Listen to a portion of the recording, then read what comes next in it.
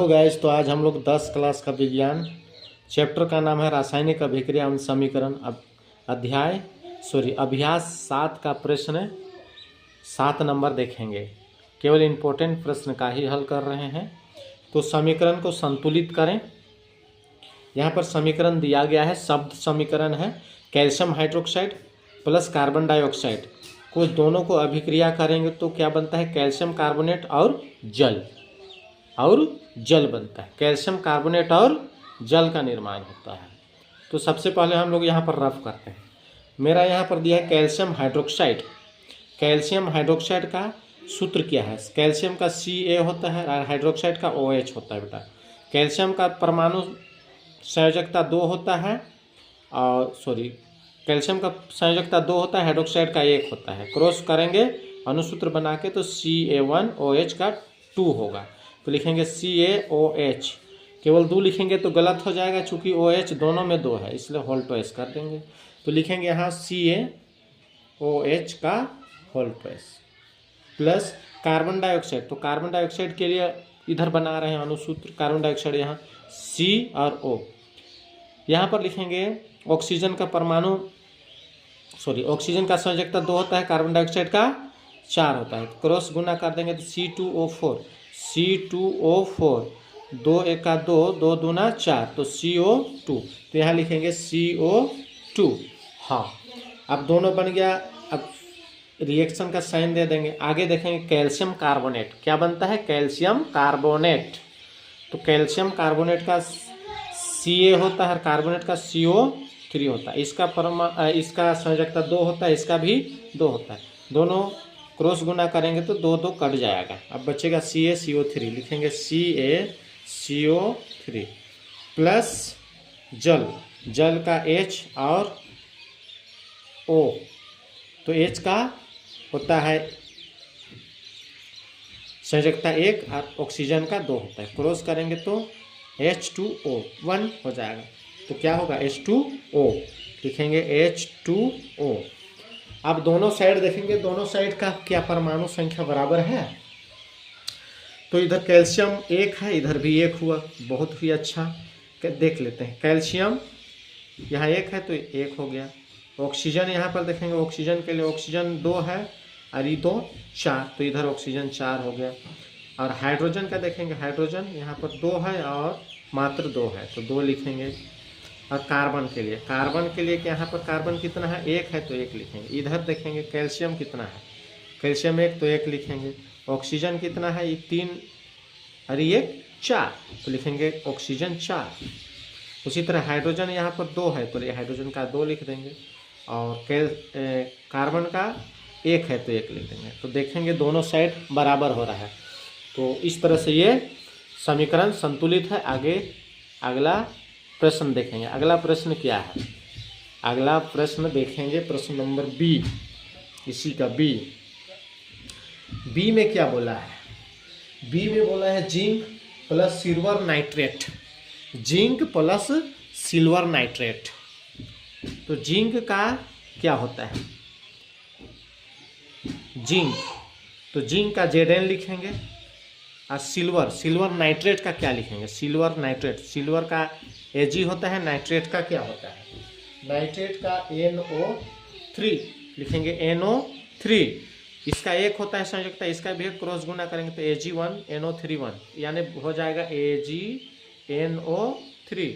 अब रिएक्शन का साइन दे देंगे, चूंकि यहाँ पर रिएक्शन का साइन है। आगे जिंक नाइट्रेट बनेगा। क्या बनेगा?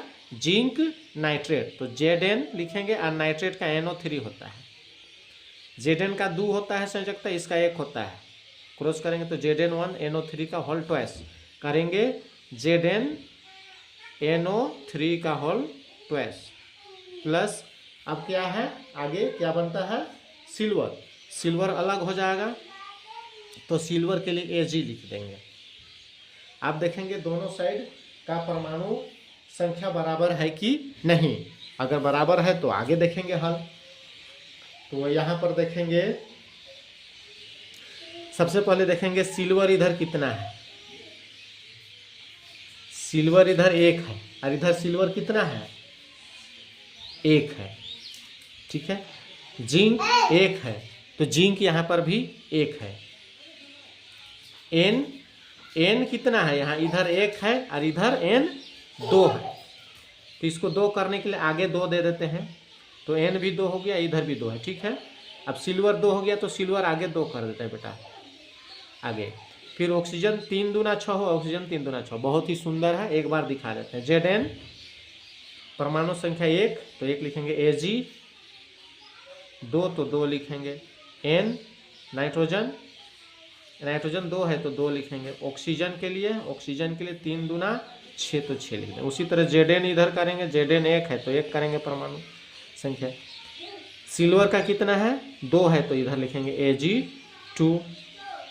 और उसी तरह नाइट्रोजन का कितना है, ये 2 बाहर है, ये दोनों 2 होगा दोनों का, इसलिए नाइट्रोजन का क्या लिखेंगे, 2 तो 2 लिख देंगे। ऑक्सीजन 3 दूना 6 तो ऑक्सीजन 6, दोनों साइड बराबर हो गया। अगला प्रश्न देखते हैं, अगला प्रश्न का हल करेंगे। अगला प्रश्न जो है हम लोग का,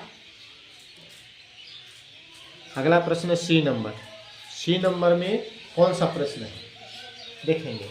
हाइड्रोजन और क्लोरीन, तो हाइड्रोजन का H2 होता है बेटा और क्लोरीन का Cl2 होता है।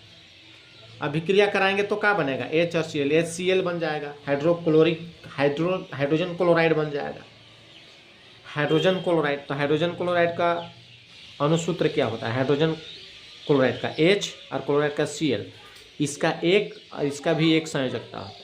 हम बेसिक केमिस्ट्री में सारे जो अणुसूत्र हैं उसको डाल दिए हैं, आप लोग देख लीजिएगा, बेसिक केमिस्ट्री करके डाल रहे थे। तो HCl इधर आ जाएगा, HCl बन जाएगा। अब देखेंगे हाइड्रोजन इधर मेरा कितना है, 2 परमाणु, हाइड्रोजन 2 है, क्लोरीन का भी 2 परमाणु है, तो इधर 1 है दोनों का, इधर भी 1, Cl भी 1 है, तो इसके आगे 2 कर देंगे तो H भी 2 हो जाएगा, Cl का भी 2 हो जाएगा, तो इस तरह से दोनों का बराबर हो गया। अगला नंबर है हम लोग का 4 यानी डी में क्या है देखते हैं। डी में मैग्नीशियम का Mg होता है। हाइड्रोक्लोरिक अम्ल का यहाँ पर हम लिख दिए हैं, अब देख सकते हैं HCl होता है हाइड्रोक्लोरिक, तो लिखेंगे HCl। जब अभिक्रिया कराएंगे तो क्या बनेगा, E- होता है और E+ होगा, E+ होता है।